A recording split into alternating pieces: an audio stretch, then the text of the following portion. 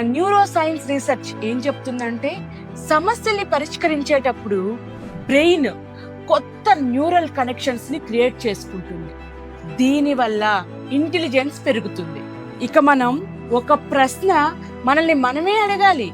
నేను సమస్యలు వచ్చినప్పుడు పారిపోతానా లేక వాటిని అవకాశంగా చూస్తున్నానా? ఎందుకంటే ఈరోజు మీరు పరిష్కరించే చిన్న సమస్యలు రేపు మీకు పెద్ద శక్తినిస్తాయి. చిన్న సమస్య నుంచి తప్పించుకోవద్దు.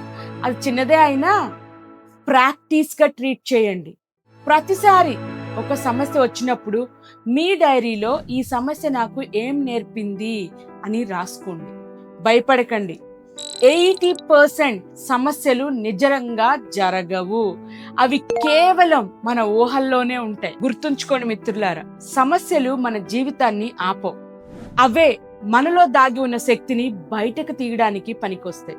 సమస్యని శత్రువుగా చూడకండి, అది మీ టీచర్.